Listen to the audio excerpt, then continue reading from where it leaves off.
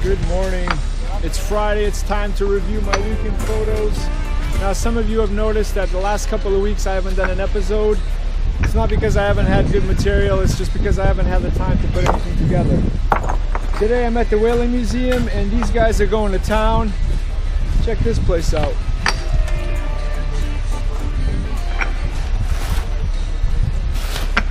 Yeah, photographically, this is like a treasure trove. There's always cool stuff to take photos of. But first, before we review this week's in photos, here's me photographing golf, and after that, photographing surfing. So, check it out. We'll see you back in a couple minutes. I got it, don't worry.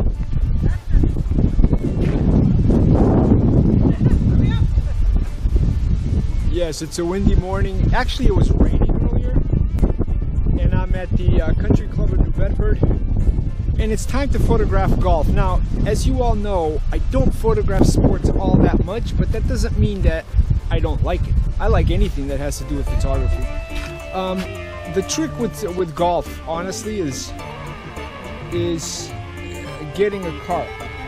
If you don't have a cart, you're not going to get much depth in the photos. You're going to have to basically stick to one spot and hope that something happens. So that's talking to the pro shop and having them give you a cart so you can roam around freely. Actually, it stopped raining. I'm always looking for cool vantage points. I mean, it's easy to just go somewhere and get a shot of someone chipping the ball, but the cool thing is to like work with the dynamic of the landscape, the trees, the greens, the people, the carts. There's always something cool to find. So let's go find. Without the golf cart, it's almost impossible to get as much material as is possible. Drive around, look for spots. Look, there's some folks in the distance.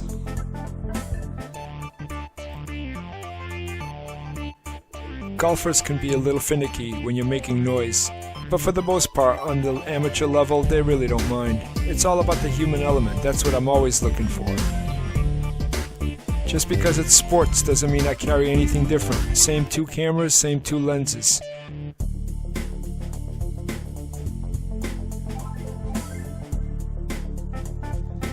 Capturing someone in the environment, or when they make a shot or miss it, is really what it's all about.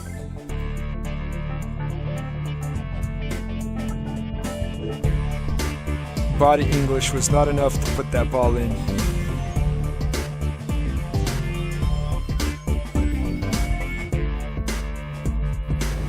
And there's big surf, and I love it. Time to get some cool shots.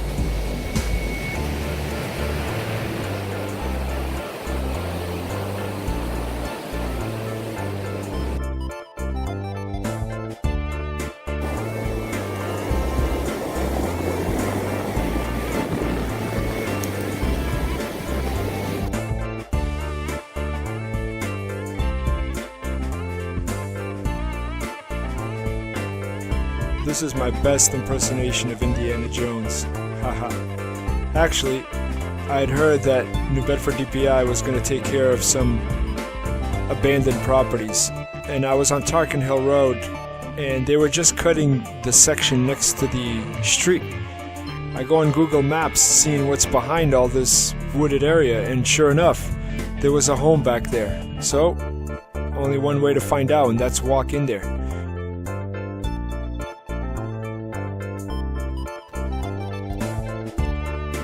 Looking for that clean photo. There's a lot of foliage, a lot of trees, a lot of branches, a lot of vines, but that's what makes a cool photograph.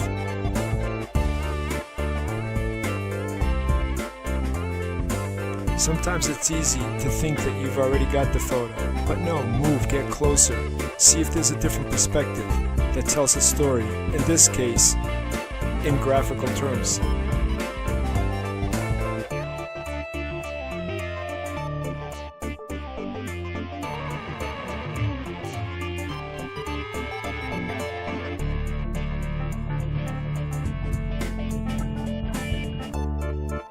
It's hard to imagine that these places can still exist completely surrounded by trees in the middle of a city, which is what New Bedford DPI was trying to do, clearing out these lots that have been abandoned for way too long.